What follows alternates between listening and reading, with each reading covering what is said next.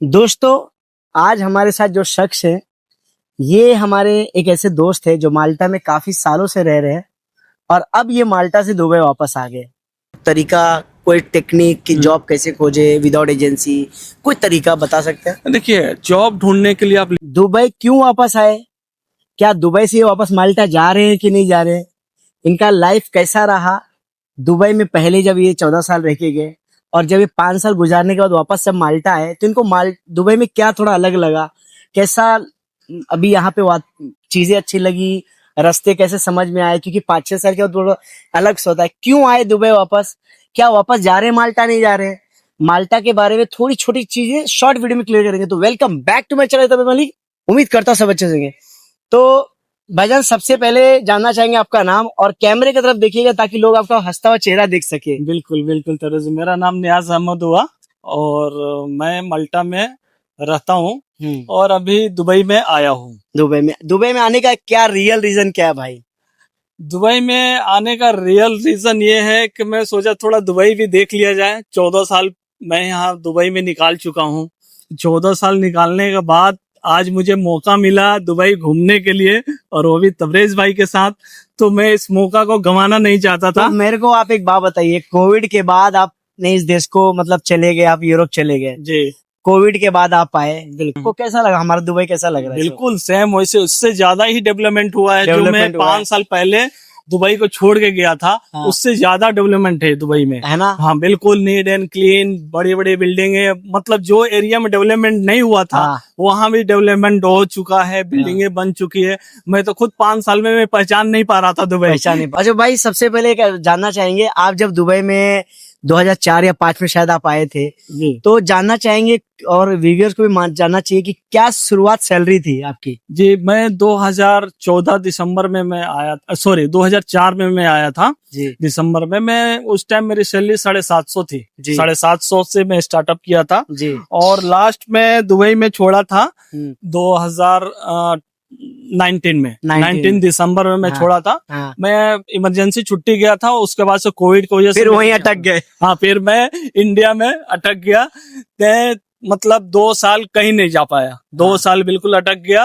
तो मेरी किस्मत अल्लाह को मंजूर था, जो यहाँ से मैं छोड़ा, मुझे माल्टा मिला और मैं माल्टा गया। तो माल्टा में आपका स्ट्रगल तो सबको पता है जी, लेकिन आप जब माल्टा गए तब से लेके अभी तक के माल्टा में क्या फर्क नजर आता है आपको? देखिए, माल्टा पहले से अभी बहुत ही स्ट्रिक्टली हो गया है और अगर जो जेन्युइन बंदे हैं तो उनके लिए कोई दिक्कत नहीं है। कोई दिक्कत नहीं है। जिनको काम मालूम हो, पढ़े लिखे हो, इंग्लिश कम से कम उस बंदे को इतना होना चाहिए कि इंटरव्यू फेस कर ले।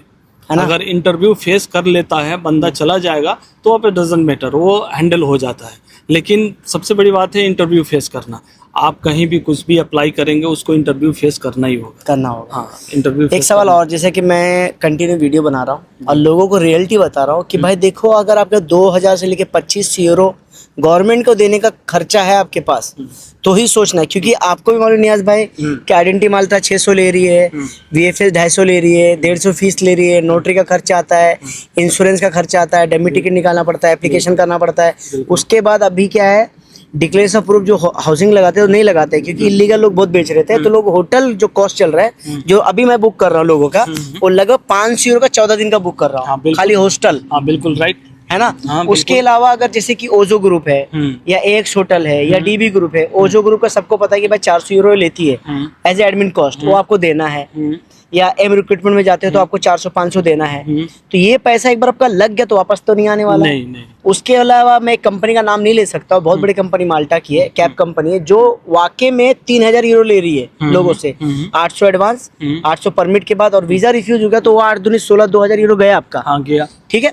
अब लोगों को ये समझना जरूरी है कि भाई ये तो हो गई जो खुद से जॉब खोज रहे हो, लेकिन अगर थर्ड पार्टी के थ्रू जाते हो तो आपने भले लाख का डील किया हो, 10 लाख का, 20 लाख का, पता नहीं आपने कितना डील किया, लेकिन इनिशियल अमाउंट आपका गया। वो तो क्या है। अब नियाज भाई, मुझे एक रियलिटी पिक्चर बताओ कि अगर एक आम बंदा AC टेक्नीशियन हो, इलेक्ट्रिशियन हो, वेल्डर हो, कितना पैसा कमा सकता है? क्योंकि आपको भी मालूम, मुझे मालूम है कि 10% भी ऐसी कंपनी जो माल्टा में अकोमोडेशन देती है, मैं आपकी कंपनी का नाम तो उजागर नहीं कर सकता, बट आपकी कंपनी अकोमोडेशन देती है। हाँ, मेरी कंपनी देती ठीक है, आपकी कंपनी टिकट भी देती है जो पहली बार जाते हैं, वो भी हमको पता है जी। और कमेंट में मत पूछना कौन सी कंपनी में रहते हो, वरना बहुत परेशानी हो जाएगी। ठीक है, तो आपकी कंपनी, लेकिन आपको भी मालूम है कि 95% नहीं, मैं तो बोलता 98% नहीं देती है। 99% नहीं मैं तो बोलो 99% नहीं देती है, नहीं देती है। नहीं देती है। अदर कंपनी फूड भी नहीं देती है, कुछ नहीं देती है। ट्रांसपोर्ट तो फ्री है। हाँ, ट्रांसपोर्ट फ्री है, इसके लिए को ट्रांसपोर्ट को कैलकुलेट। हाँ। अब नियाज भाई, मेरा जो कैलकुलेशन है कि भाई आप बता, जो शुरुआत में जाता है 5, 5.5, 6, 6.5 यूरो तक आप पर आवर कमा सकते हो। बिल्कुल। तो मैं लोगों को क्या बोलता हूँ कि अगर माल्टा जाना है तो पहली बात तो ये 2500-3000 यूरो का खर्चा निकाल लो पहले। एक बार वीजा रिफ्यूज हो गया तो आपका डूब गया। हाँ, सही है, बिल्कुल रियल में एकदम रियल 100% है ना। अगर कोई भी आदमी सोचे कि अगर हम मतलब इनके जेब से लग रहा है तो वो नथिंग पॉसिबल ही नहीं है। जो आप मतलब गवर्नमेंट को दे रहे पैसा, एक बार VFS में जमा हो गया, रिफ्यूज हो गया, इवन एक छोटा सा मिस्टेक से भी रिफ्यूज हो जाता है। अगर वो रिफ्यूज हो गया तो सारे पैसे चले गए। हाँ, है ना, वही हाँ, लोगों को सारे समझना पैसे चाहिए, चले। है ना। बिल्कुल। अब लोग बोलते हैं मलिक भाई ना अकोमोडेशन है ना फूड है, कुछ नहीं है, तो कैसे हम करें। तो मैं उनको कैलकुलेशन क्या बोल रहा हूँ, मैं जानना चाहता हूँ मैं सही हूँ कि नहीं, कि भाई महीने में आप 22 दिन काम करने नहीं गए हो, आपको सैटरडे भी ओवर टाइम करना चाहिए। सही है। हाँ। अगर आप 26 दिन कमाते हो तो लगभग मेरे हिसाब से 1300 से 1400 यूरो आप कमा लोगे। बिल्कुल। उसमें 250 यूरो रेंट का दे दो, 100-150 खाना के दे दो, 100-150 टैक्स दे दो, तो भी 700 से 800 यूरो आप बचा लोगे। स्ट्रगल करना है, तुम शुरुआत में अगर 60-70 हजार इंडिया में भेज रहे हो शुरुआत में, तो मेरे हिसाब से बुरा नहीं है। नहीं, 60-70 हजार तो नहीं आओ, कैसे भी आदमी वो बेच दे, है ना। हाँ, आराम अब से लोगों को ये समझना जरूरी है कि माल्टा में ना आपको अकोमोडेशन मिलेगा, नहीं, ना ही फूड मिलेगा। नहीं। अगर होटल में काम कर रहे हो, रेस्टोरेंट में काम कर रहे हो तो अलग बात है, हाँ, टैक्स तो, भी आपको भरना है। हाँ, टैक्स भी आपको भरना है ना, सबको एनुअल लीव में भी आपको पेड मिलता है कि नॉन पेड मिलता पेड है, मिलता है, लेकिन टिकट नहीं मिलता है। टिकट नहीं मिलता है ना। हाँ, टिकट नहीं ये मिलता। लोगों को क्लियर होना चाहिए। नहीं, टिकट हमें भी नहीं मिलता है टिकट। अब मुझे एक बात बताओ, आदमी को जब पहली बार माल्टा जाता है तो कितना साल का रियल स्ट्रगल है ताकि आदमी रियल में इनकम चालू कर जाता है? 6 महीना कि 8 महीना या 1 साल? कम से कम उसको तो 6 महीना। सोचो कि कुछ नहीं मिलेगा, कुछ नहीं मिलेगा, है ना। 6 जो महीने- लगाया डूब गया। हाँ, जो लगाया डूब गया। 6 महीना तो उसको जाएगा अपना पैसा निकालने में। उसके बाद से वो जो है अपना पैसा नौकरी चेंज करना कितना आसान है या कितना टफ है? वहाँ पे नौकरी देखिए, अगर कोई कंपनी में आप जा रहे हो, 2 साल का कॉन्ट्रैक्ट है, तो आप 2 साल उसको दो। और यूरोप के वीज़ा इतनी आसान नहीं होती है। कोई भी बंदा, कोई भी कंपनी एम्प्लॉयर जो अपना देता है तो एक सोच समझ के पैसा लगाता है कि हम इस बंदे को ले आ रहे हैं तो अपने काम 2 साल कराएंगे।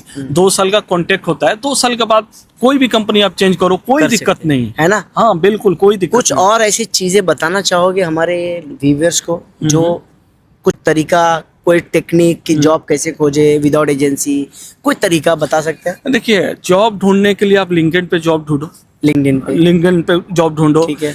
आपको अगर जॉब ढूंढना है, आप घर से डेली 10 मेल करो, डेली 10 मेल, खाली 10 ईमेल, बस 10 मेल डेली। एक आप रूटीन बना लो कि हमें 10 कंपनी वहां का सर्च करके ईमेल आईडी निकालना है, 10 मेल डाल देना है, बस आप डालते रहो, वेट करते रहो। ऐसा नहीं कि 2 दिन में मिलेगा, नहीं, वो आपको 6 महीने में भी रिप्लाई आएगा, साल में भी रिप्लाई आएगा। क्योंकि देखिए, वो एक लिमिट कंट्री है, वहाँ पे सऊदी, दुबई, गल्फ की तरह तो पब्लिक है नहीं, वहाँ पे लिमिट पॉपुलेशन है।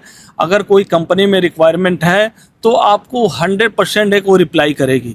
ये सऊदी, दुबई की तरह नहीं है कि हाँ भैया यहाँ पे हज़ारों CV पड़े हैं, उसमें से जिनकी CV अच्छी होती है उनको वो लोग शट आउट करता है, निकाल करके उनको मेल करता है। अगर एक बार मेल आ गया आपको तो फिर वो प्रोसेस चालू हो जाएगा। हाँ, इंटरव्यू होगा, उसके बाद से इंटरव्यू के बाद से सारे प्रोसेस डॉक्यूमेंटेशन का चालू होगा। तो अगर एक बार आप उसमें डॉक्यूमेंटेशन के लिए चालू होता है तो मिनिमम मतलब 6 महीना, मैक्सिमम 1 साल तक जा सकता है। ये सुन लेना ध्यान से जो नियाज भाई बोल रहे हैं। तो इसका मतलब अगर एक बंदा सही से शुरुआत करे तो माल्टा में सेटल होया जा सकता है। बिल्कुल। और जो बंदा 750 दिरहम की शुरुआत, और मुझे लगता है कि अगर मैं यूरो में बात करूँ तो 200 यूरो, और मैं इनकी सैलरी तो उजागर नहीं कर सकता, बट इतना सुन लो कि शायद इसे 10 गुना कमा रहे हो। बिल्कुल। 2 बंदे ने 200 यूरो से शुरुआत की है, आज वो बंदा उससे 10 गुना कमा रहा है, लाइफ सेटल है। आप भी सेटल हो सकते हो दोस्तों, कोई बड़ी बात नहीं है, बस सपने बड़े रखो। और नियाज भाई क्यों आए थे बता देता हूँ। नियाज भाई का फ्लाइट है दिल्ली टू दुबई, और दुबई से लेके उनकी माल्टा की फ्लाइट है जो साइप्रस होके जाती है, तो इनका यहाँ 10 घंटा होल्डिंग था। इसके लिए यहाँ पे एमिरेट्स ने इनको ट्रांजिट होटल दिया, ट्रांजिट और होटल भी दिया, फूड भी दिया, और इनको वीज़ा भी फ्री दिया। इसकी सर्विस आप इस तरह से ले सकते हो, अगर फ़्लाइट आपकी कैंसिल हुई है बाय एमिरेट्स और लॉन्ग ले ओवर है तो भी आपको ये बेनिफिट मिलती है। आप एमिरेट्स को डायरेक्ट कांटेक्ट करके ये बेनिफिट उठा सकते हो, फ्री वीज़ा का मज़ा ले सकते हो। इंडियन लोग के लिए बहुत ईजी चीज़ है ये। मैं ऐसा लगा मेरा वीडियो बताइएगा ज़रूर। हमने थोड़ा सा आपको परेशान किया, वीडियो लॉन्ग हो गई, लेकिन मुझे लगा आपको इन्फॉर्मेशन बहुत अच्छी मिली होगी। ये नियाज़ भाई हैं, ये रहते हैं माल्टा में। 2020 से खुद के बेस पे गए, कोई एजेंसी इनके हाथ में नहीं थी, खुद ने इन्हें जॉब खोजा, सर्च किया और लगे रहे और इनको जॉब मिला। आज ये माल्टा में सेटल है। आप भी अपनी लाइफ को सेटल बना सकते हो। बस एक छोटी सी ना स्टेप लेनी है, छोटी सी, ज़्यादा नहीं, छोटा सा स्टेप लेना है और निकल पड़ा अपने सपनों पूरा करते हुए। लेकिन हाँ, शुरुआत यहाँ से दुबई से ज़रूर करना, कि दुबई एक ऐसी कंट्री है ना जो सबको चांस देती है दुनिया घूमने के लिए। दोस्तों, उम्मीद है मेरी वीडियो आपको पसंद आएगी और नियाज़ भाई की बातें भी आपके दिमाग में घुसी होगी। थैंक यू वेरी मच, आप सबका दिल से सैल्यूट करता आप सबको। Thank you very much. Thank you Niaz भाई, थैंक यू।